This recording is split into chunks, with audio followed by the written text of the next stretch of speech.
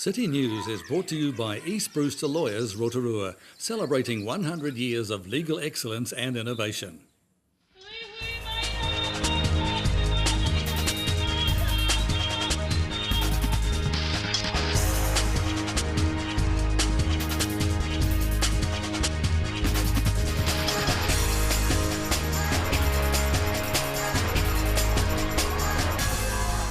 Kia ora Rotorua, ahead in tonight's bulletin. Redwood Forest Visitor Centre's new public facilities were officially opened yesterday. A decision on how nitrogen limits will be allocated in the Lake Rotorua catchment is a step closer, and the Rotorua Youth Centre's latest project aims to connect young people with older members of the community. Redwood Forest Visitor Centre's new public facilities were officially opened yesterday. The project cost $390,000 and features art installations of endangered native bird species. Visitor Centre Manager Julian Wilkinson says the unique designs add an important environmental education element to a practical facility.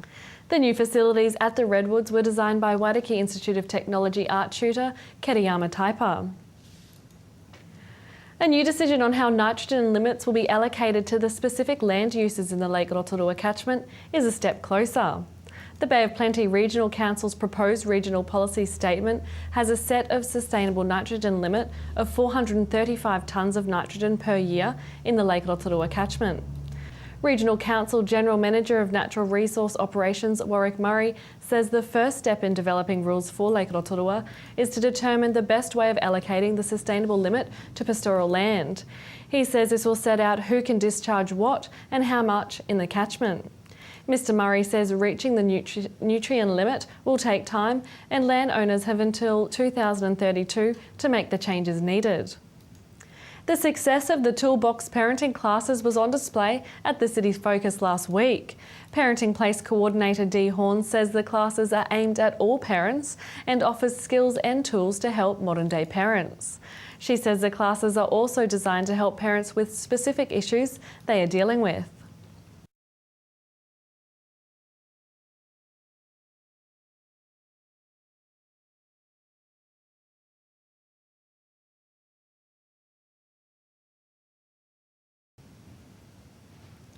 The Rotorua Community Youth Centre has been awarded a $240,000 grant for a community project under the government's Community Development Scheme.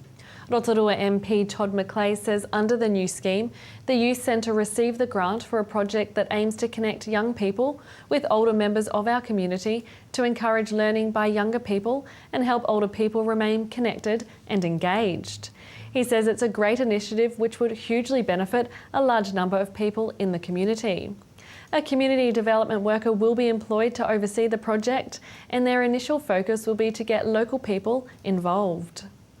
In sport tonight, hundreds of Hamiltonians celebrated with the 2013 Investec Super Rugby champions, the Chiefs, yesterday at a victory parade along Victoria Street. As part of the celebrations, the Chiefs players and management team were recognised as outstanding achievers and were each awarded with Hamilton City medals by Hamilton Mayor Julie Hardiker. To your weather now, Rotorua. Tonight, cloudy periods with light winds and an overnight low of 7. Tomorrow, Thursday, a few showers with northerlies, a high of 15 and a low of 8. And the outlook for Friday, showers turning to rain, strengthening northeasterlies, a high of 14 and a low of 9. And the marine forecast for Lake Rotorua, variable 5 knots becoming northerly to 10 knots late in the morning with waves less than half a metre, fine spells and the odd light shower. Still to come tonight in City News, I check out the services at Dress for Success with Project Administrator Florence Brady. We hear about this weekend trolley derby at Kaharoa School, as well as catching up with Principal Warwick Moyle.